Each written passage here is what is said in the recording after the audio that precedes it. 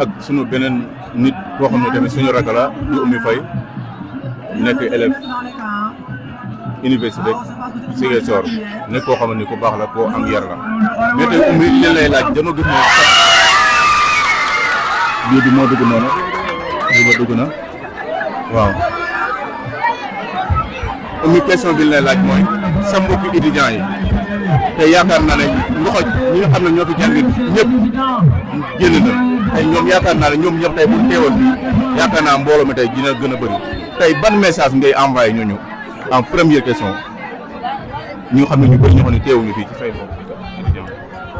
waaw tout d'abord dama lay remercier bu baax si ma accordé parole bi di lay remercier bu baax seen disponibilité vraiment di leen jaajëfal bu baax si liggéey ba rafet na taxawaay bi macha allah par rapport ak question bi nag juste li may wax kay mooy que ni activité bu am importance la muy mboolem étudiant muy élève ak ku mën di nekk bokk si gox bi vraiment sa taxawaay rafetlu woon nañ ko si bis bi mën naa am nag temps moo amul wala activités yi yenn activités yi moo leen téye peut-être loolu la mais leen daal benn appel laay lancé que ni genre activités yi baax na parce que ci lépp si développement gox bi la nekk te ñun amuñu lu suñ gox bi te fu ñu dem ëllëg tamit suñ gox la ñu représenté moo xam man mi nekk Ziguinchor moo xam ñu nekk Dakar moo xam ñu nekk Saint-Louis Bambey extra ñun ñëpp suñ gox la ñu représenté ba tax na lépp loo xamante ni mi ngi xew si gox bi dañ see war a taxaw parce que lépp fii lay commencé fu ñu dem tamit ëllëg ñoo nekk foofu suñu ambassadeur suñu représentant waa Ngoxoj environnement di la remercier bu baax naa leen woo nañ ñëpp ñu liggéey dëkk bi pour dëkk bi dem kanam merci beaucoup. jërëjëf Oumy mais ñu ñëwaat ci beneen question Oumy ñu tuddee bis bi ki nga xam ne mooy Ndiolo Fall ak ki nga xam ne mooy Bassirou ñoo xamante ni yàgg nga ànd ak ñoom di dem ak ñëpp jàmbaar la ci affaire yi tey nag duñu bëgg nga sensé kàllaama gi ñëw ci français. lan ngay wax sa ñaari xarit yooyu muy Bassirou Faye mi nga xam ne moom sa mag la ak Ndiolo Fall mi nga xam ne tamit sa xarit la ñu ñëw tey ci langage français bi quoi. Merci beaucoup de m'avoir accordé la parole. En fait, moi personnellement, je suis très contente de cette journée. Premièrement, les deux parrains, monsieur Bassirou Faye et madame Ndiolo Fall, ce sont des deux personnes qui sont des exemplaires dans cette commune. Dans tous les domaines. Parce que moi personnellement, je dis tout souvent que Ndiolo, elle est ma référence. Parce que toute chose qu'il fait, moi j'estime, comment dire, son comportement, sa manière de faire, etc. Parce qu'elle est très sociale, ainsi que Bassirou Faye. Vraiment, ce sont des deux personnes exemplaires. Ils ont mérité cette parrain de cette journée. Vraiment, merci beaucoup. Aussi, chapeau à eux. Merci, mademoiselle. Merci beaucoup, merci.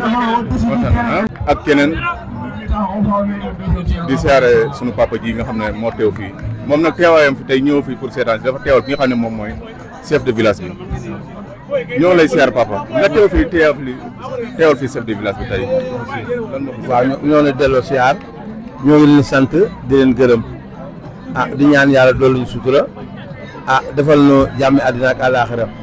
wax dëgg moom kontaan nañu aussi wax dëgg man maa ngi tudd Samba Ba action de village Ngoxoj 1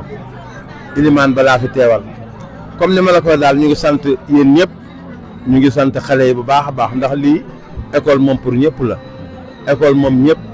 école bi aussi tamit wax dëgg ñi fi dëkk ñu ngi kiy taxaw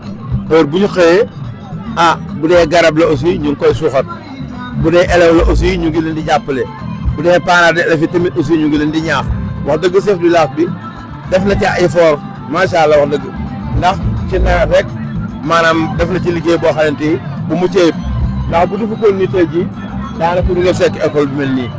kon nag lii problème bi dañuy leen di sant aussi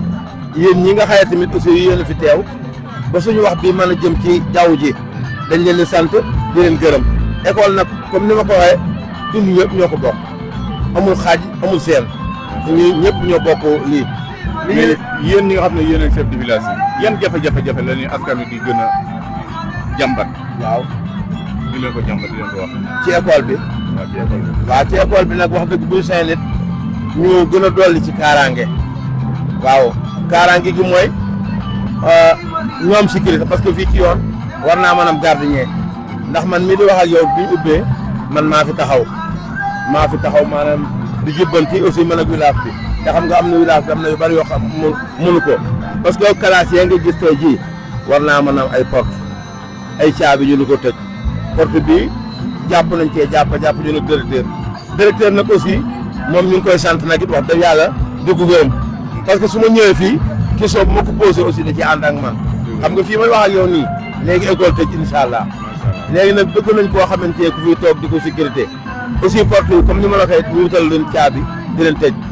wax dëgg waaw léegi daal li ñuy jàmbat daal aussi la ci topp mooy courant bi aussi ñëw na mais maanaam lu ko jàllale ci classe yi xam nga ji yoon jaaru na lu ko jàllale ci classe yi moom daal la ca topp aussi ñu yokk classe yi moom obligatoire la ñu yokk ko jaaru na. jërëjëf léegi nag nga ñaanal ci sunu site bi nga xam ne mooy Birane TV. nga ñaanal ci yàlla def gën a am doole. gën a avancé waaw xam nga kontaan nañu. Birane TV bi kontaan nañ bu baax yàlla doole ñu sutura lafal ñu cat musañ ci ndog wutal leen ay matukaay yoo xamante ne fu événement xewee muy diineeg lu man doon rek maanaam yàlla jàppale ci doole ñu sutura may leen wër aussi yéen nii ndax kon kontaan naa li ñu wax lépp la aussi ñu ngi ko ci turu village bi. jërëjëf waaw incha jërëjëf merci. merci jërëjëf.